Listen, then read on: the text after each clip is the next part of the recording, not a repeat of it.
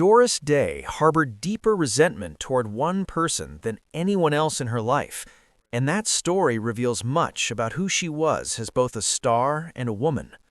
Born Doris Mary Ann Kappelhoff on April 3, 1922 in Cincinnati, Ohio, she came into the world during a time when America was still finding its footing after World War I and heading toward the difficult years of the Great Depression.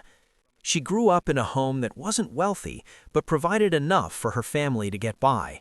Even as a young girl, she showed a natural love for performing that caught everyone's attention. Her first dream wasn't about singing or acting in movies. What she really wanted more than anything was to become a professional dancer.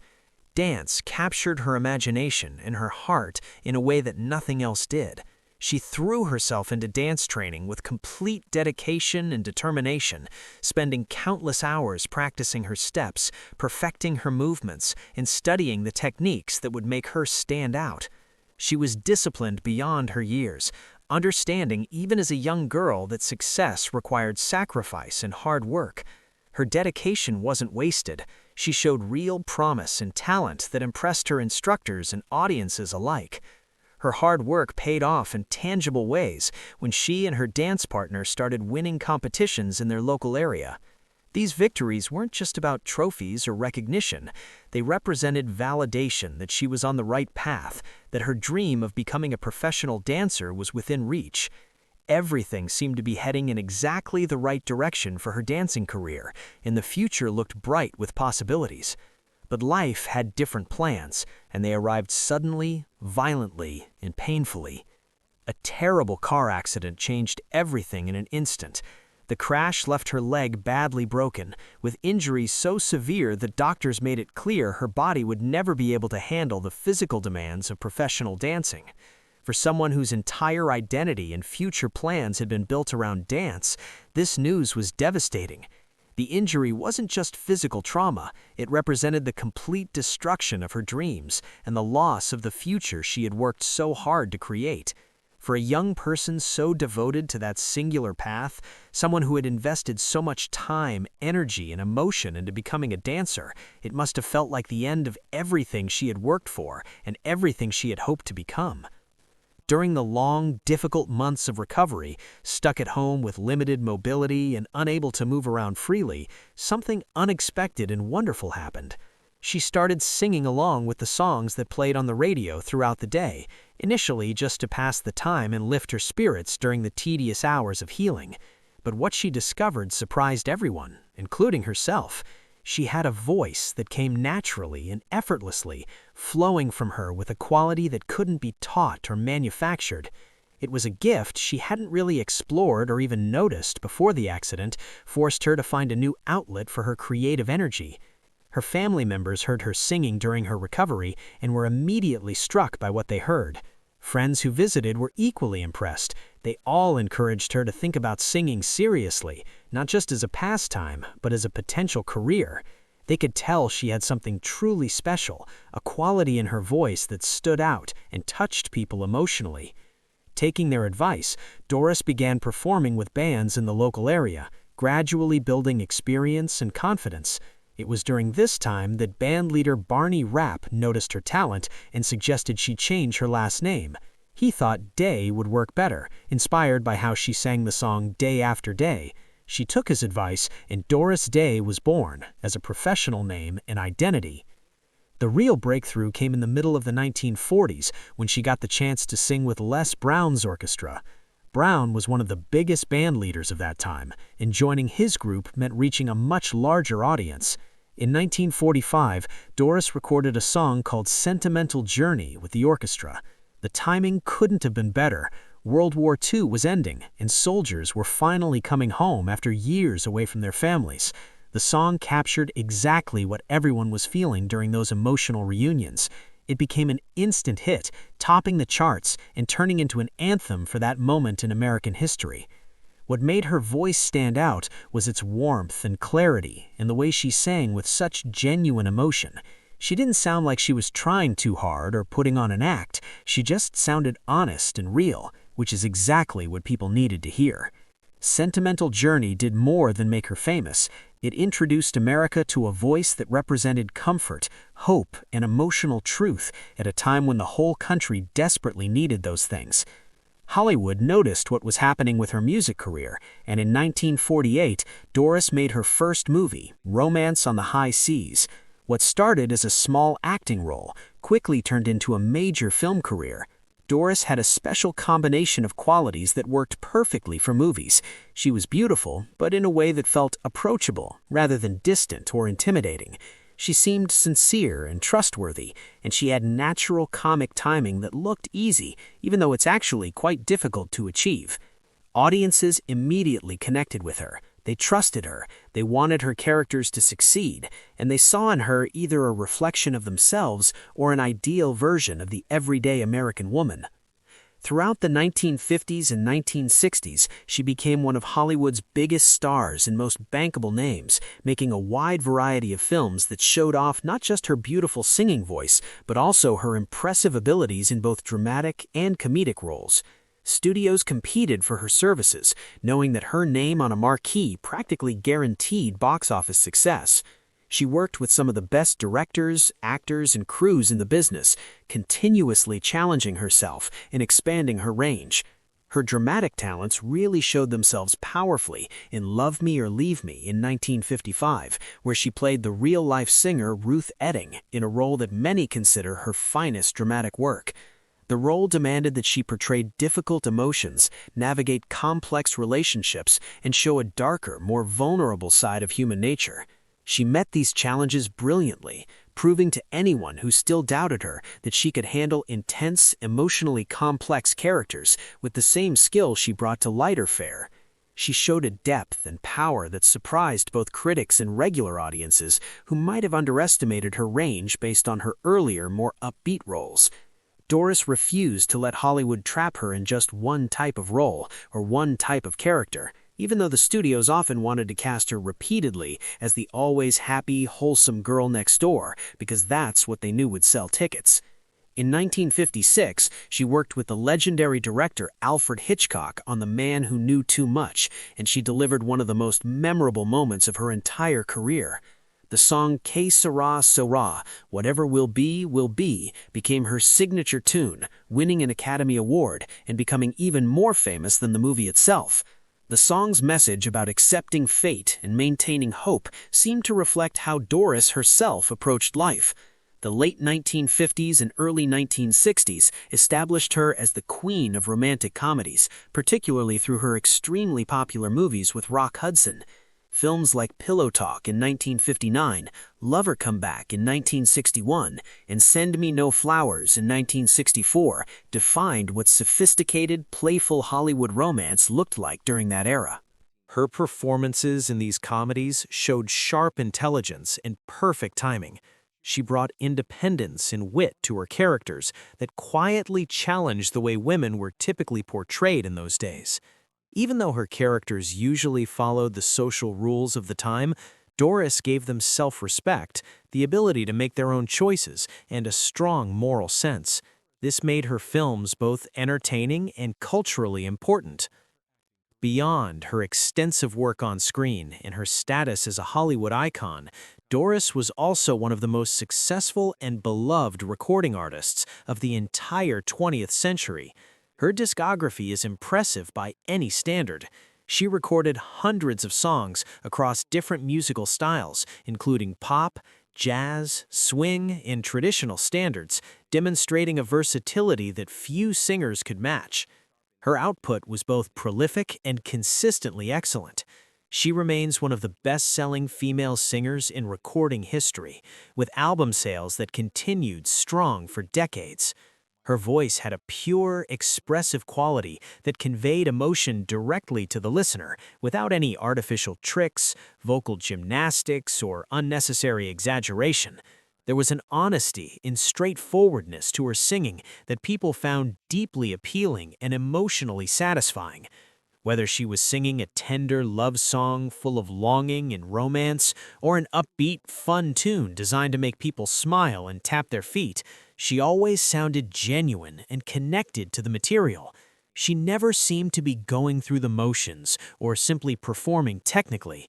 Instead, she inhabited each song emotionally, making listeners believe she meant every word she sang.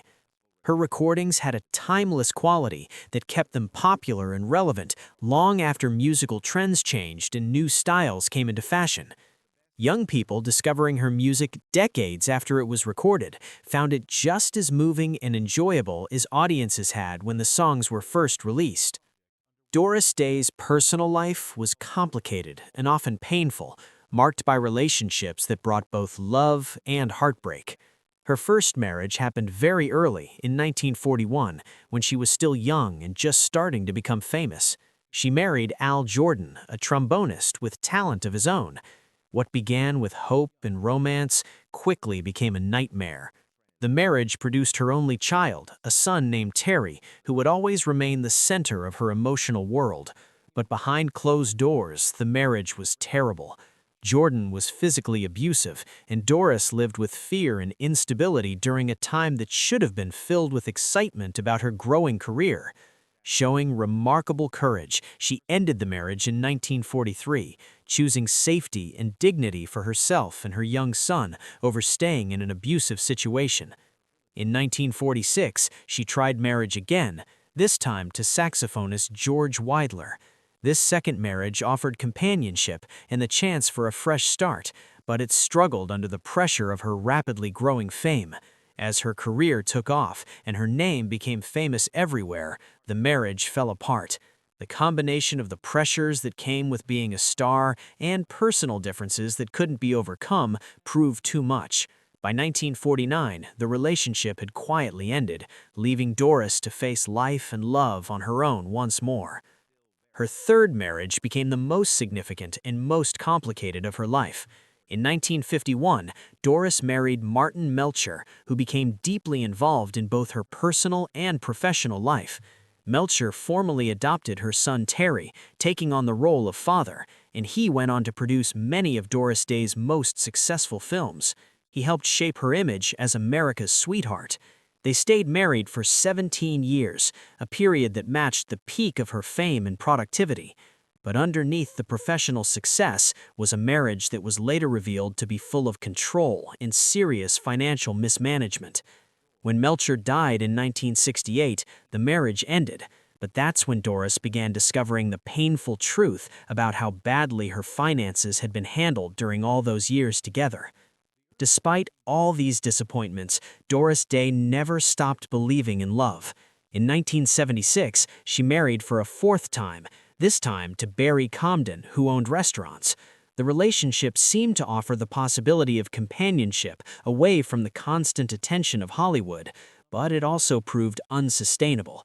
By 1981, this marriage had also fallen apart, ending her fourth and final attempt at finding lasting love through marriage. Across 4 marriages, Doris experienced love, loss, betrayal, and resilience.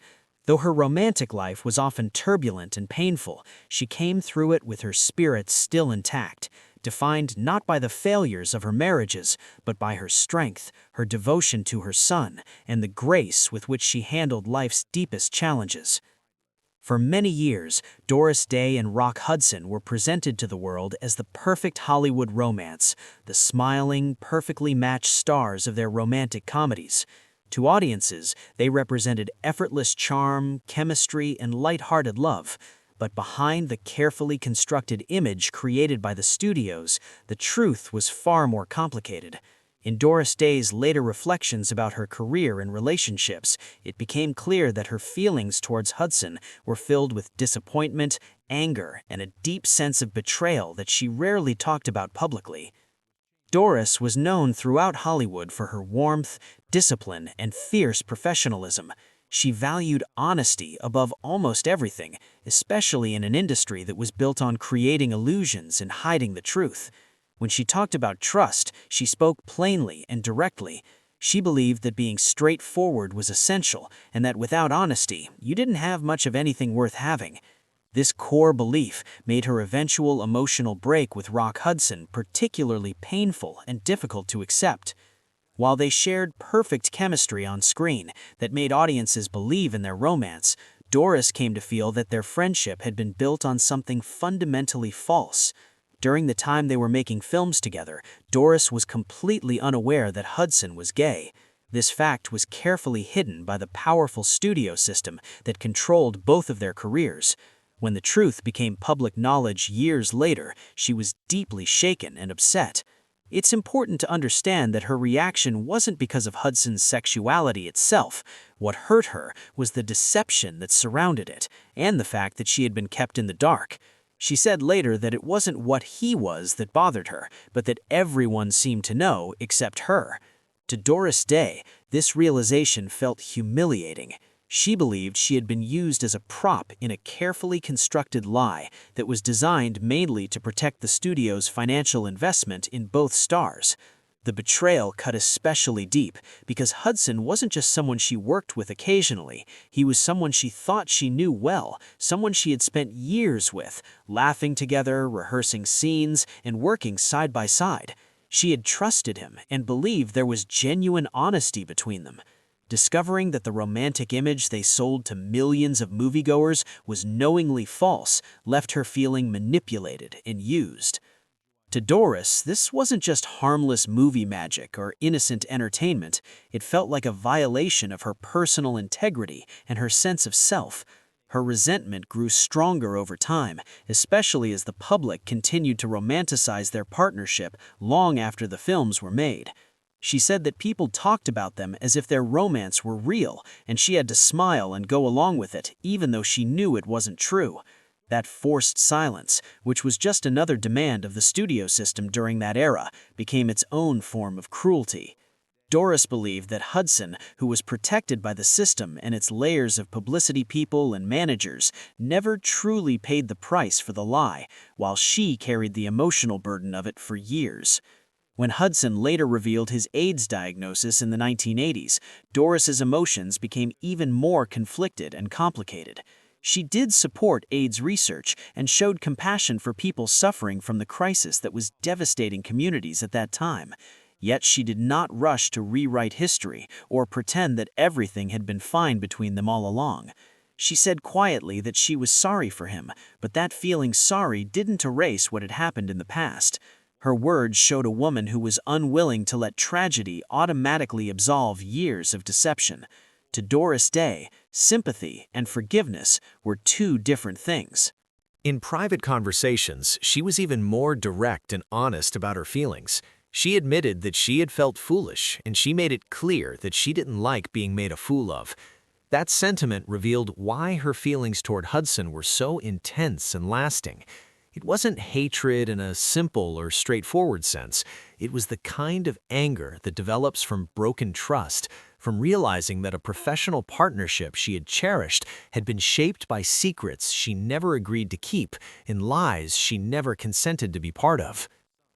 Despite Hollywood's continuing desire to celebrate them as a perfect pair and keep their image alive for nostalgia, Doris Day refused to romanticize the reality of what their relationship had actually been. She stated firmly that what audiences saw on screen wasn't her real life, and it wasn't the truth. In the end, her harshest judgment was aimed not just at Rock Hudson himself, but at the entire studio system that encouraged lies and demanded silence from everyone involved. Still, in her memory, Hudson remained the face of that betrayal, the person who represented everything that had been dishonest about that chapter of her life. Doris Day lived long enough to tell her story on her own terms and in her own words. While history and film lovers may continue to remember her and Rock Hudson as perfect cinematic partners and romantic soulmates on screen, her own words serve as a reminder that behind those smiles and that chemistry was a woman who felt deeply wronged and who never quite forgave what had happened.